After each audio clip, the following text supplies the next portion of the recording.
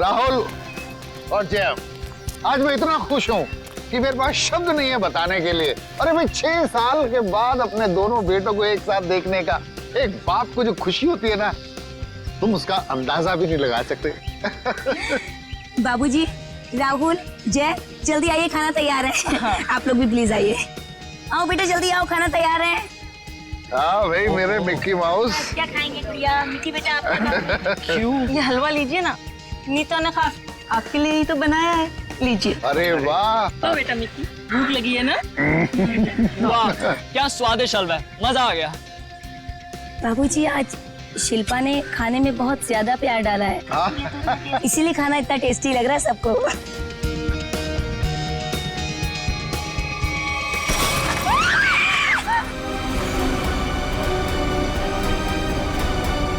ये क्या?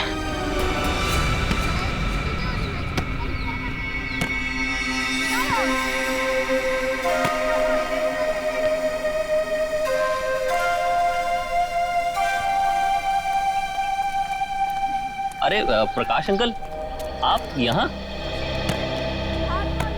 अंकल नमस्ते। नमस्ते अंकल। नमस्ते। अंकल मैं तेज बीविंग में रहता हूँ। माफ करना बेटा, मेरा ध्यान कहीं और था। कोई बात नहीं। अंकल आप यहाँ धूप में अकेले बैठ के क्या कर रहे हैं? बेटा सुनील घर की चाबी देना भूल गया, पर फिक्र की कोई बात नहीं, वो आता ही होगा। अंकल तो हम सुनील जी को फोन लगा देते हैं, उन्हें तो आते आते शाम हो जाएगी। अरे नहीं, काम के वक्त उसको फोन करके परेशान मत करो। जैसी आपकी मर्जी अंकल, लेकिन कम से कम आप हमारे घर पे आके इंतजार कर लीजिए। नहीं मुझे चलेगा, मुझे अकेला छोड़ दो।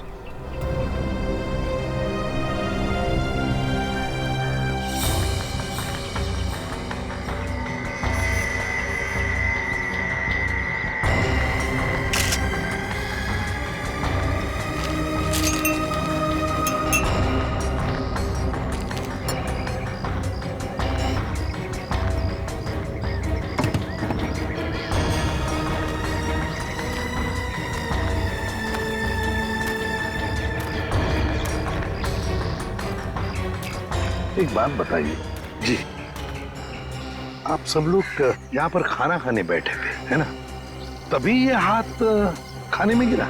जी सर। ऐसा डरावना हाथ तो हमने पहले कभी देखा ही नहीं, और सर हम तो एकदम से डर गए थे।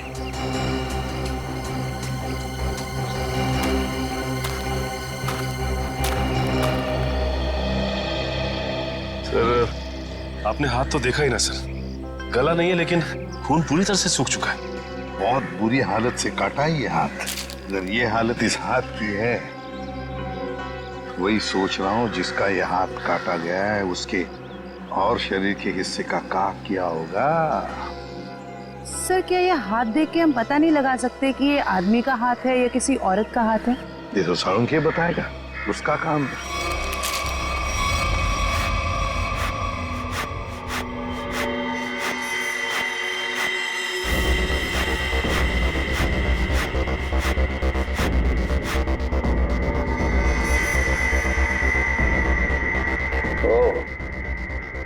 इन मुजरिमों के हौसले भी दिन ब दिन बुलंद होते जा रहे हैं। ओए, अकेले में क्या बातें कर रहा है? मुझसे बात कर। क्या पता चला, बताओ जल्दी। बस जिस किसी का भी हाथ है उसका डीएनए मरने वाले की कहानी पुकार पुकार कर बता रहा है। ऐसी क्या कहानी बता रहा है सर? सचिन, जिस किसी का ये हाथ है उसकी उम्र 40 से 45 साल की है। तो बॉस, इसके साथ जो कुछ हुआ है उसे सोच करके भी रोंगटे खड़े हो जाते हैं। रोंगटे खड़े हो जाते? क्यों सालूं के सब? इसके हाथ में से खून का एक एक कतरा निचोड़ निचोड़ के निकाला गया है। क्या कह रहे हैं सर आप? इतना कुछ किया गया इस बेचारे के साथ इसे मारने से पहले? हाँ, और ये सुइयां, ये तारें, ये सब इस हाथ के प्रेशर को, वॉल्यूम को और डेंसिटी को बता रहे हैं। लेकिन सर जब आदमी मर चुका है और उसके हाथ में खून ही नहीं तो प्रेशर कैसा? एक डेड बॉडी का भी एक निश्चित वॉल्यूम, निश्चित प्रेशर और निश्चित डेंसिटी होती है, लेकिन इसके मुर्दा शरीर का वो डेंसिटी, वो वॉल्यूम और वो प्रेशर तीनों कम है। और ये हाथ देखो बॉस, इस हाथ को देखने से लगा है कि किसी ने बहुत ही क्लिनिकली, सर्जिकली इस हाथ को काटा है। अच्छा, मतलब किसी ऐसे आदमी ने ये काम किया है जो मेडिकल के बारे में जानता है, शायद डॉक्टरी पेशे का हो सकता है। लेकिन ये है कौन, ये जानने से पहले हमें ये पता लगाना होगा कि ये हाथ किस आदमी का है, और ये हमें इस हाथ के ऊपर मिली अंगूठी ही बता सकती है। लेकिन सर उस अंगूठी को तो जंग लग गया था ना? हाँ, अंगूठी को जंग लग गया था। किसी ने बॉस उस अंगूठी को ब्रिंजोन कार्बाइड नाम के केमिकल में डाला है ताकि जंग हट जाए और उस अंगूठी का असली रूप हमारे सामने आ जाए। एक मिनट।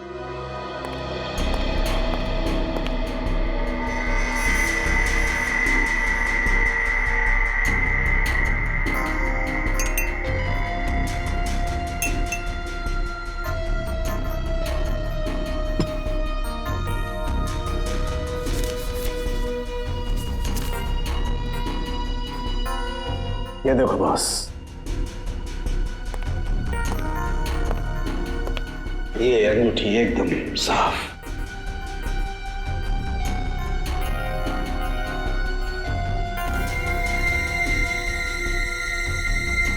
ये क्या है? इस अंगूठी के अंदर 2 अल्फाबेट्स इनग्रेव किए हुए हैं,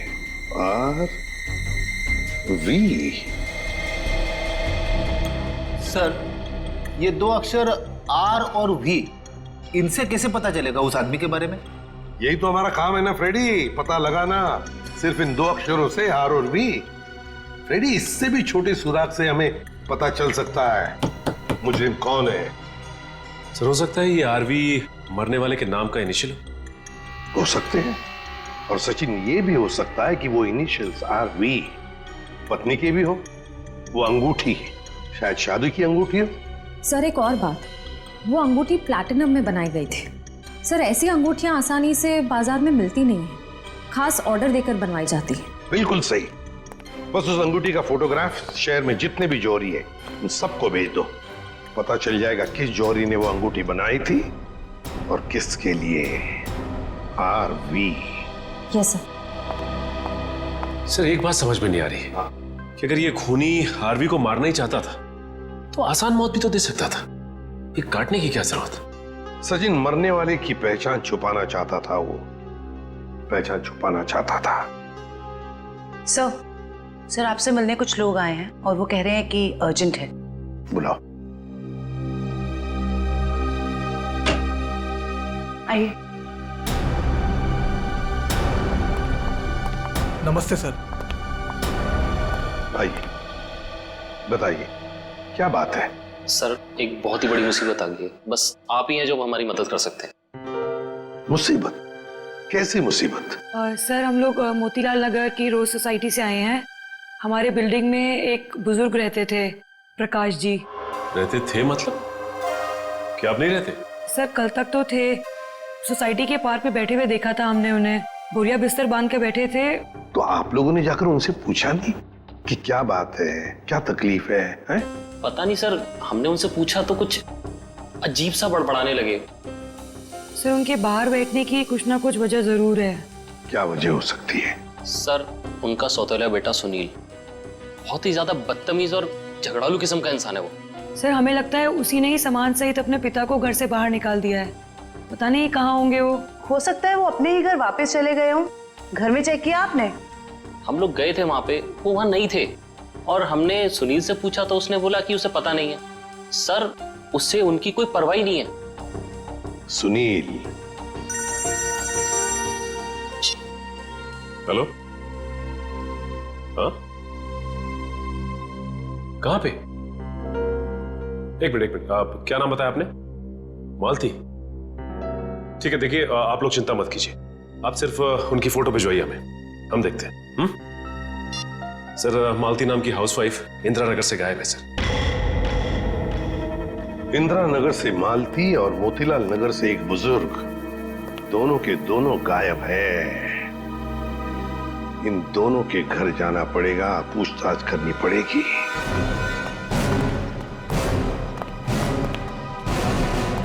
सर, हमने मिस्टर सुनील का घर अच्छे से चेक किया, प्रकाश जी नहीं है वहाँ पे। और ना ही कोई ऐसा सुराग मिला है जिससे प्रकाश जी के बारे में कुछ पता चल सके। सर मैंने कहा था ना कि मुझे कुछ नहीं पता कि वो कहाँ चले गए। प्रकाश जी तुम्हारे सौतेले पिता थे, तुम्हारे उनके साथ अक्सर झगड़े हुआ करते थे, है ना? क्यों? सर झगड़े होते थे, पर किस घर में झगड़े नहीं होते।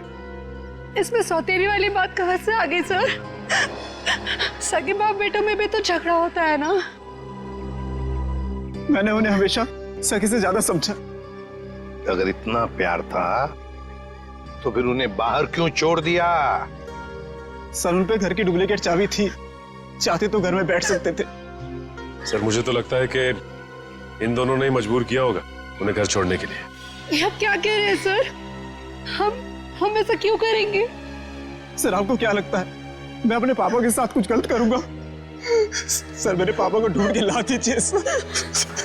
हाँ, प्रकाश जी को तो हम ढूंढ कर निकालेंगे ही निकालेंगे, वो तो हमारा फर्ज है। लेकिन एक बात याद रखना, अगर पता चला तुम लोगों ने अपने पिताजी के साथ कोई गैर बर्ताव किया है तो अच्छा नहीं होगा, समझे?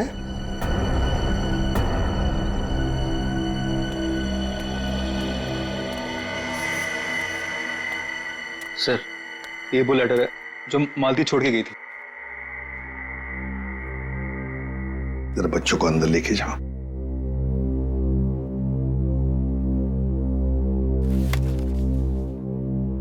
मैं मालती अपने पूरे होश में बिना किसी दबाव के ये खत लिख रही हूं।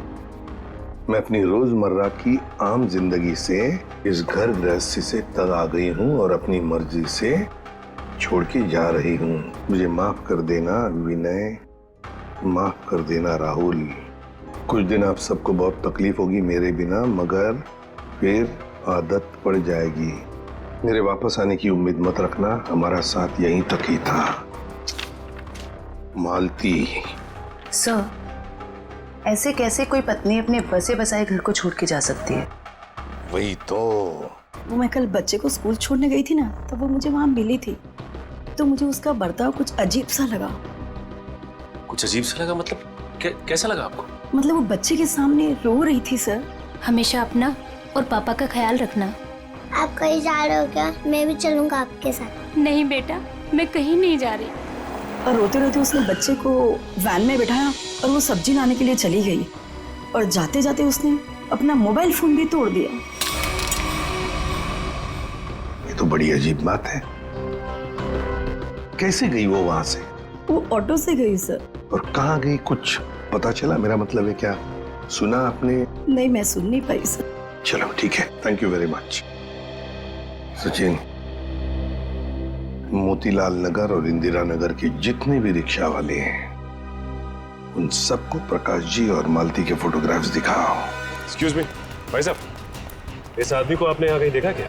नहीं सर, इनको कभी नहीं देखा। अरे आप ध्यान से देख के बताइए, हो सकता है कभी आपकी टैक्सी में बैठे हो। टैक्सी में तो दिन भर में बहुत लोग बैठते हैं साहब, हर किसी का चेहरा याद रखना मुश्किल रहता है। शुक्रिया।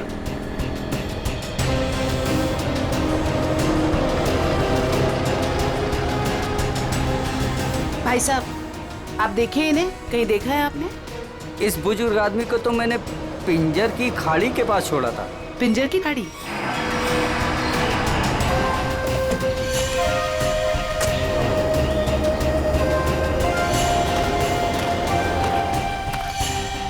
साहब ये औरत कल पक्का मेरे साथ मेरे ही ऑटो में गई थी। अरे मैडम, यहाँ इस सुनसान जगह पे कहाँ रुकवा दिया ऑटो? आगे सारा जंगल ही जंगल है। और साहब एक और बात बताऊं, वो औरत ना मुझे बड़ी अजीब सी लग रही थी साहब। पूरे रास्ते रोती हुई गई और मोटी डोंगरी की गुफा के पास इसने मेरी ऑटो रुकवाई और उतर के चली गई। मैंने कहा भी कि मैडम अपने बाकी के पैसे तो लेती जाइए, लेकिन उसने पीछे मुड़कर देखा ही नहीं, बस जंगलों की तरफ बढ़ती चली गई साहब। ठीक है भाई। जी सर। अरे जयवंती जरा देखो, देखो जरा ये टैब में मोटी डूंगी की गुफा और पिंजर की खाड़ी।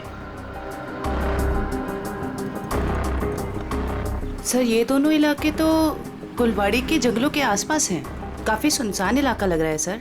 हाँ, इस इलाके में 20 किलोमीटर तो जंगल ही जंगल है, लेकिन ये दोनों ऐसे घने जंगल में उतरे क्यों?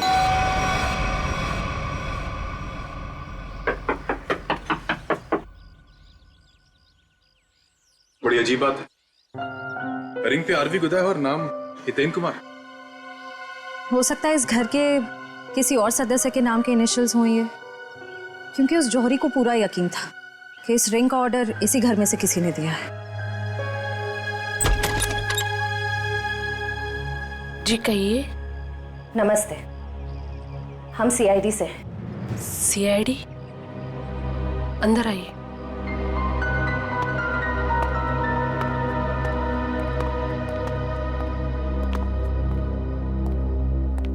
जी हितेन ठीक तो है ना? कहाँ है वो? आप उन्हें साथ नहीं लेके आए?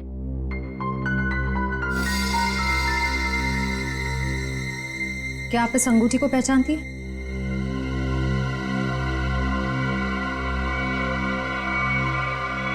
संभालिए अपने आप को।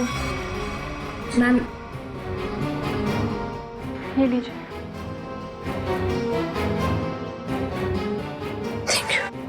क्या आप बता सकती हैं कि इस अंगूठी पर जो आरवी इनिशियल्स बने हुए हैं, इनका क्या मतलब है?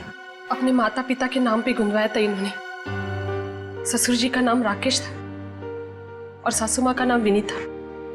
मुझे लग रहा था कि जरूर कुछ ना कुछ बुरा हो रहा है।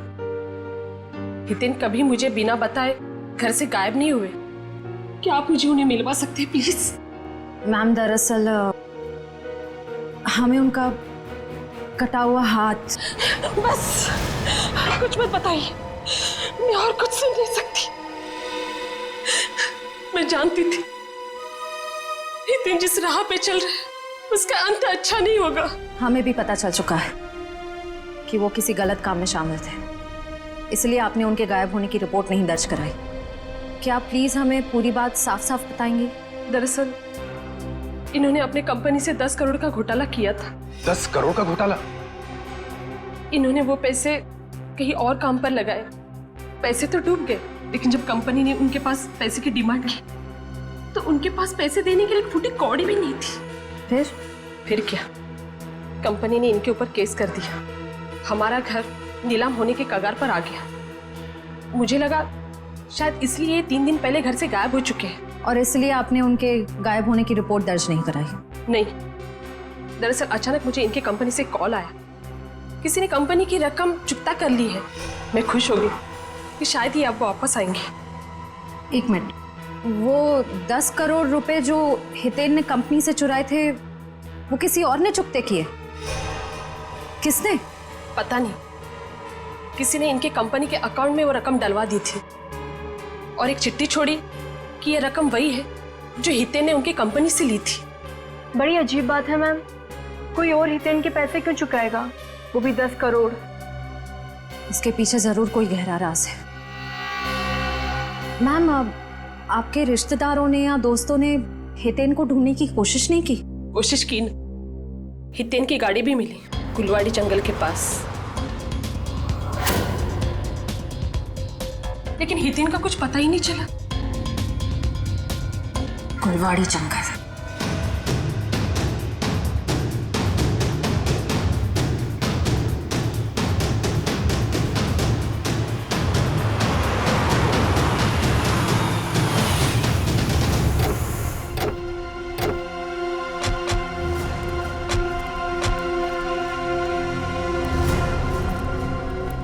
सर, ये जंगल तो काफी डरावना है।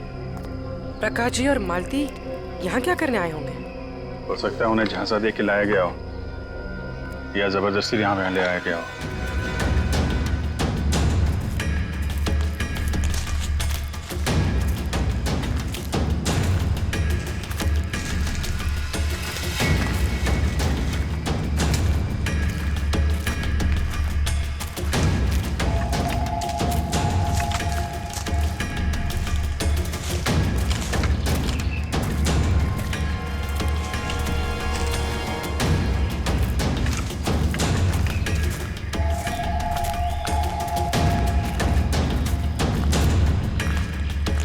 एक मिनट अभिजीत,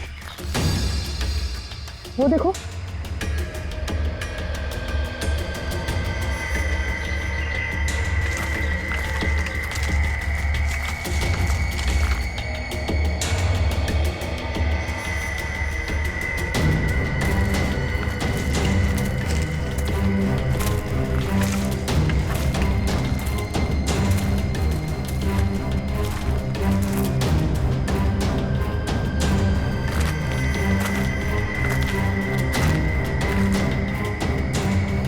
इतने सारे कपड़े, ये जूते, ओह माय गॉड, खून देखा? Oh no.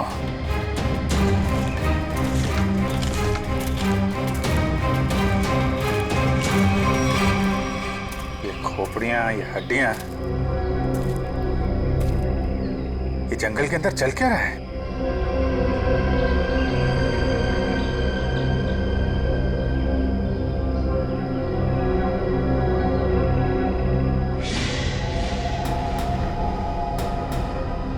कौन है?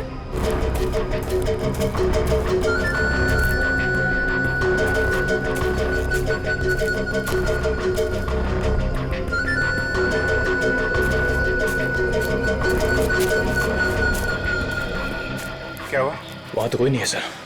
सर वहां पे कुछ था सर। सुनसान जंगल में कौन हो सकता है? ये तो सारे कपड़े, जूते और ये हड्डियों को देखकर लग रहा है कि अलग अलग उम्र के लोगों को शिकार बनाया गया है।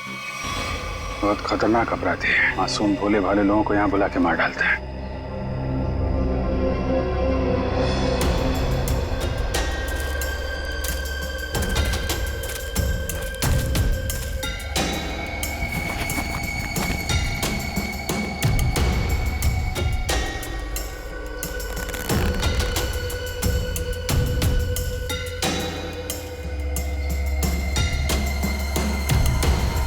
प्रकाश जी कब आ गई है? ये अपने बीवी बच्चों की फोटो लेके यहाँ पे क्यों आए थे?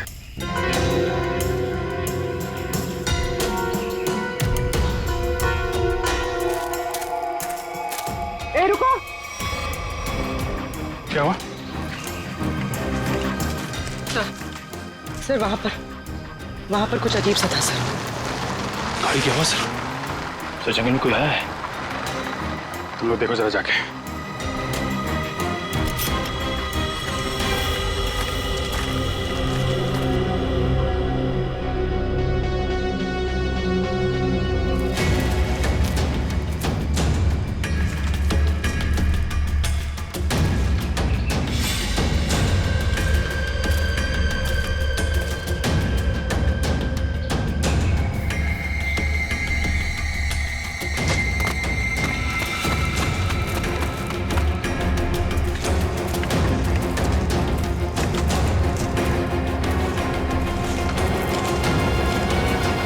हितेन का कटा हुआ हाथ और उसकी गाड़ी मिलती है गुलवाड़ी जंगल के आसपास। समझ में नहीं आ रहा, पता नहीं क्यों सचे मुझे ऐसे लग रहा है कि हितेन का केस, मालती का केस और प्रकाश जी का केस, इन तीनों केसेस का आपस में कोई ना कोई संबंध है, कोई ना कोई संबंध है। सर प्रकाश जी और मालती के बारे में कुछ और पता चला है। क्या? सर ठीक हितेन की तरह ही प्रकाश जी और मालती दोनों कर्जे में थे। प्रकाश जी के बेटे को 5 लाख रुपए देने थे और मालती जी का घर गिरवी रखा था। सर दोनों के गायब होते ही इन दोनों का कर्जा किसी ने चुका दिया। हितेन भी कर्जे में था, मालती भी कर्जे में थी, प्रकाश जी भी कर्जे में थे। तीनों के तीनों गायब होते, तीनों के तीनों आखिरी बार दिखाई पड़ते हैं गुलवाड़ी जंगल के आसपास। काम करते हैं उस लाइन पर, गुलवाड़ी जंगल के लाइन पर जितने भी ऑटो रिक्शा वाले और टैक्सी वाले धंधा करते हैं, सबको यहां लेकर आते हैं। सब हम लोगों को क्यों बुलाया? इसलिए बुलाया है कि हमें तुम लोगों की मदद चाहिए। हम क्या मदद कर सकते हैं साहब आपकी? देखो, खैर गांव से गुलवाड़ी के जंगल के रास्ते पर तुम लोग अपनी अपनी गाड़ियां चलाते हो, है ना? साहब टैक्सी तो पूरे शहर में घूमती है। हाँ, लेकिन सारी टैक्सियां गुलवाड़ी भी नहीं जाती, सिर्फ वही गुलवाड़ी जाती है जो खैर गांव से होकर जाती है। हाँ साहब, गुलवाड़ी पर आकर तो रास्ता ही खत्म हो जाता है, उसके बाद तो घना जंगल आता है साहब। बस तो उसी जंगल के बारे में हम लोग जानना चाहते हैं। वैसे वो रास्ता बहुत सुनसान है ना? हाँ साहब। तो फिर ऐसे सुनसान रास्ते पर ज्यादा लोग तो जाते नहीं होंगे, गिने चुने ही लोग जाते होंगे, है ना? हाँ साहब, बिल्कुल। तो एक बात बताओ, पिछले 2-3 महीनों में क्या तुम लोग किसी पैसेंजर्स को उस रास्ते पर लेके गए थे। याद करो। हाँ साहब, मुझे याद है साहब। मैंने पिछले 3 महीनों में उस रास्ते पर 2 अलग-अलग लोगों को छोड़ा है। मैंने भी एक सवारी को छोड़ा था साहब पिछले महीने। साहब पिछले महीने मैंने भी एक सवारी छोड़ी थी, वो एक आदमी था। तो क्या लोगों के चेहरे याद आ रहे तुमको? साहब चेहरा तो नहीं याद, पर उसकी बातें जरूर याद है। बहुत परेशान था वो, किसी से फोन पे कह रहा था कि मैं आ रहा हूँ, कुछ परेशानी तो नहीं होगी ना? साहब मुझे याद आया, मालती जी के अलावा मैंने एक लड़की को भी छोड़ा था और वो लड़की पूरे रास्ते रोती रही। साहब मुझे तो लगता है कि वो लड़की घर छोड़कर भाग कर आई थी। हाँ साहब, और गुलवाड़ी के रास्ते पर उतर गई वो। मैंने अपने सवारी से बोला था यहाँ पर ऑटो और टैक्सी नहीं मिलेगा साहब, पर उसने कोई जवाब ही नहीं दिया। सर ये तो बिल्कुल प्रकाश और मालती के केसेस जैसा है। हाँ श्रेया, ये तीनों के तीनों केसेस एक जैसे ही हैं और जरूर और भी ऐसे केसेस होंगे। लेकिन हितेन, प्रकाश और मालती, इन तीनों के जिसने भी कर्जा चुकाया है उसी ने इन तीनों को गायब भी किया है।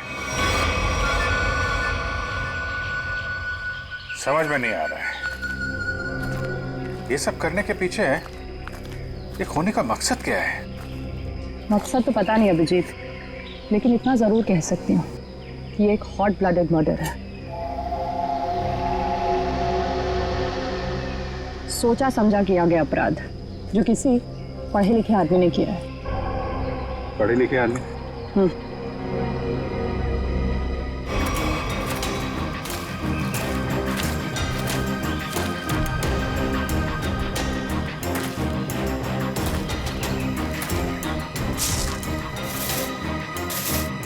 ये देखा?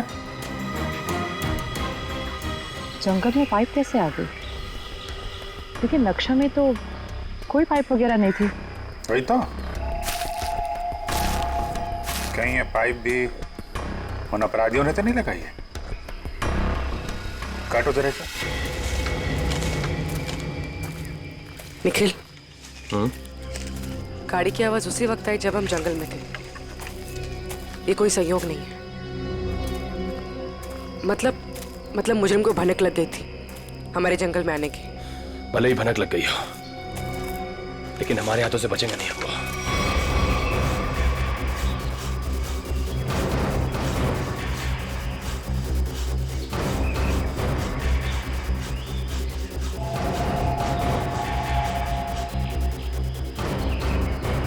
बदबू आ रही है। खून? पाइप में खून है। लोगों को मार के, उनकी लाशों को काट के इस पाइप में से खून भेजा जा रहा है। इसे एक आदमी का काम नहीं है, ये पूरा का पूरा गिरोह है। ये पाइप हमें उन तक पहुंचाएगा। सर मैंने मिसिंग पर्संस ब्यूरो से पता लगाया। सर जंगल के पास जो जो लोग गायब हुए थे वो सब कर्जे में डूबे हुए थे। जो जो लोग उस गुलवाड़ी जंगल में गायब हुए सब कर्जे में डूबे हुए हैं। तो मतलब मेरा शक सही था। ये कोई संयोग नहीं, सोच समझ के बनाया हुआ प्लान है ये, कर्जे में डूबे लोगों को निशाना बनाने का। सर लगता है ये कोई सीरियल किलर है जो कर्जे में डूबे लोगों को ही अपना शिकार बना रहा है। सर सचिन हो तो हम पता लगा ही लेंगे। ये प्रकाश, हितेन और मालती, इन तीनों के फोन रिकॉर्ड चेक किए? Yes sir. क्या पता चला? सर इन तीनों के फोन रिकॉर्ड्स में 3 नंबर ऐसे हैं जो कॉमन हैं। किस किस के फोन नंबर्स है वो? सर 2 नंबर तो बंद आ रहे हैं और तीसरा नंबर किसका है इसका पता नहीं चला है। लेकिन सर इस तीसरे नंबर से किसी जया को फोन किया गया है परसों।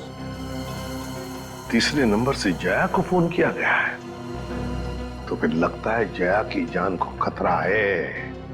जया की जान को खतरा है। श्रेया, इस जया को फोन करो, पूछो उससे क्या वो किसी कर्जे में डूबी है क्या।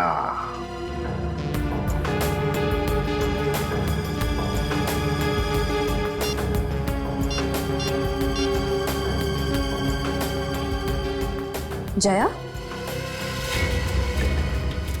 निखिल, ये देखो, टायर के निशान। टायर के निशान?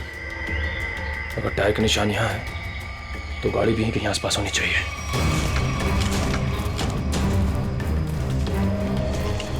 गाड़ी उस तरफ है, संभाल के।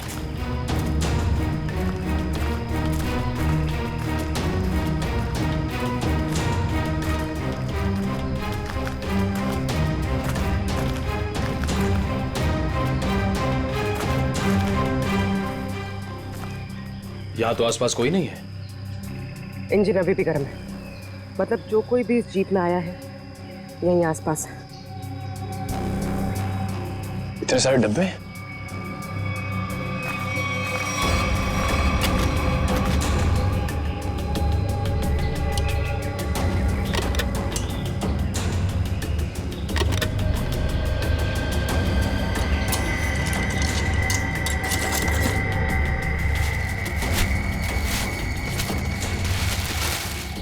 ये तो अस्पताल का सामान है। यहाँ इस जंगल के बीच क्या कर रहा है? वही तो।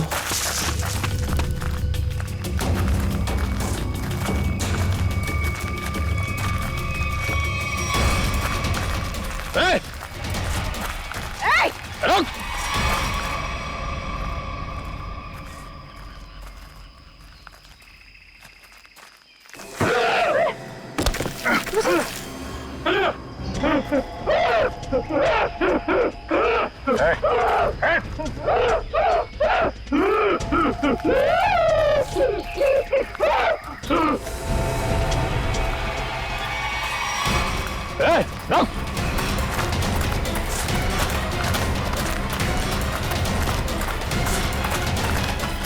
देखो क्या है, क्या बात है? तुम बोलो, क्या बोलना चाहते हो? कहीं से तो को नहीं मारा। मैं इसकी दिमागी हालत देख के तो नहीं लगता ये। देखो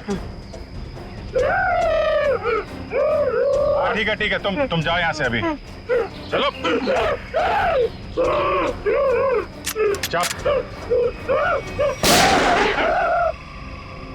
तुमने गोली क्यों मारी? वो बेचारा डर के भाग गया।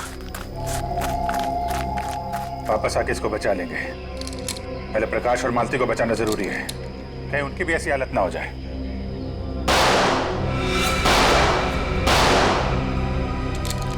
गोली की आवाज? कहीं निखिल पूरी मुसीबत में तो नहीं? लेकिन उन्हें ढूंढेंगे कैसे अभी? जिधर से गोली की आवाज आई है उधर।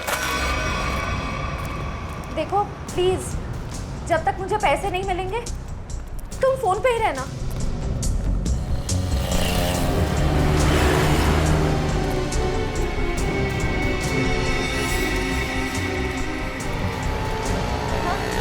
मुझे दुकान दिख गई, मैं आ रही। नहीं, तुम फोन मत रखना प्लीज प्लीज, मैं पहुंच गई।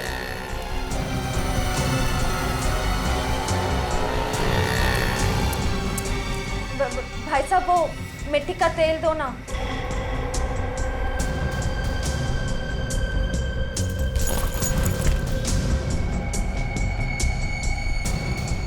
मैं सीआईडी ऑफिसर, सीधे से बता दे किसके इशारे पे तूने मुझे बैग दिया, वरना ससुराल की सैर करनी पड़ेगी। वो जा रहा है, नीली कमीज वाला, फोन पर। मयूर, इशिता, वो ब्लू शर्ट वाला। बस बहुत घूम लिया। तुम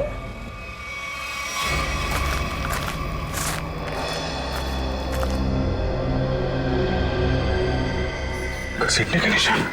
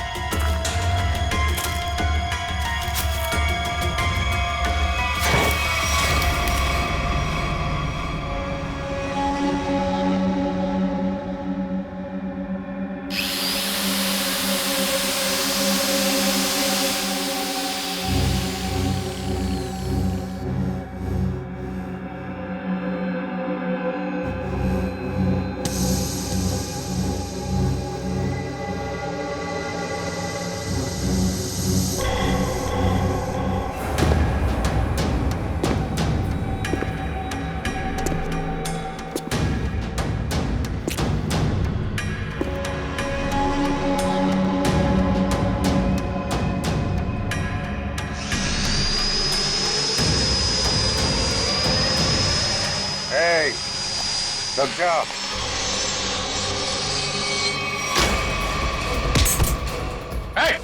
रुक जाओ, नहीं तो इसकी खोपड़ी उड़ा दूंगा।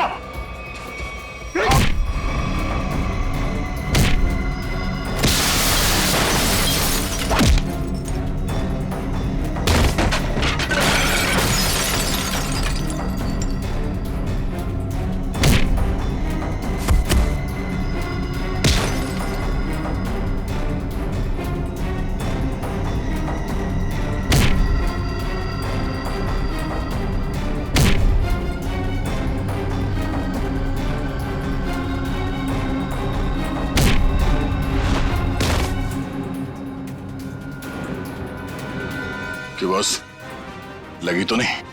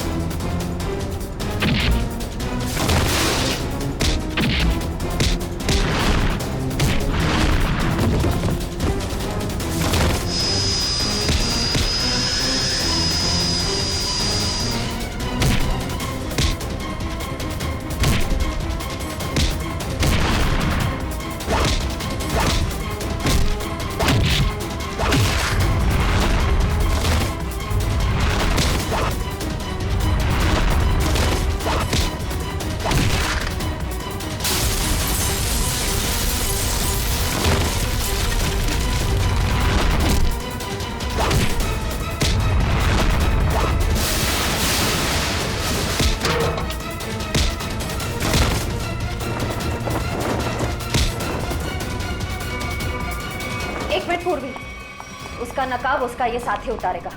उतार उसका मास्क। सर, ये वो लेटर है जो मालती छोड़ के गई थी।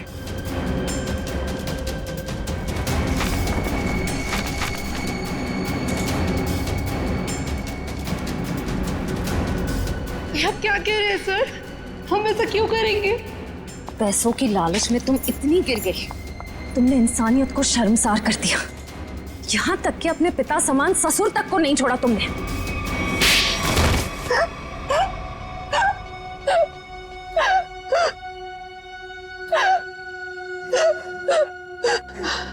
मैंने जो कुछ भी किया लोगों की मर्जी से किया और उन्हें उनके बलिदान का दाम भी दिया। गलत। लोगों की मजबूरी का नाजायज फायदा उठाया तुम लोगों ने। उनके शरीर के अंगों का काला कारोबार कर रहे थे तुम लोग। क्यों? क्योंकि आपकी सरकार ने मेरा डॉक्टर का लाइसेंस कैंसिल कर दिया था। कमाल है, तुम्हारा लाइसेंस रद्द कर दिया तो तुमने लोगों को मारना शुरू कर दिया।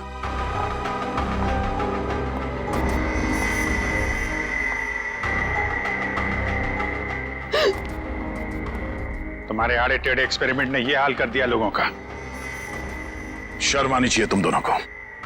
इतना नीचे गिर गए कि अपने घर वालों को तक नहीं छोड़ा तुम लोगों ने। क्या करते सर, विदेशी ग्रुप से पैसा ले चुके थे हम, और जो अंग उन्हें चाहिए थे वो हमारे पास नहीं थे, इसलिए सोचा घर वाले ही सही।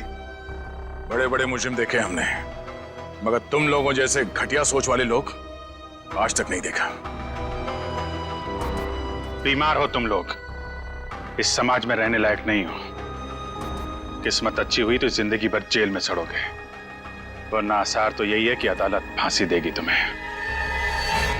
ले जाओ इन्हें। चल।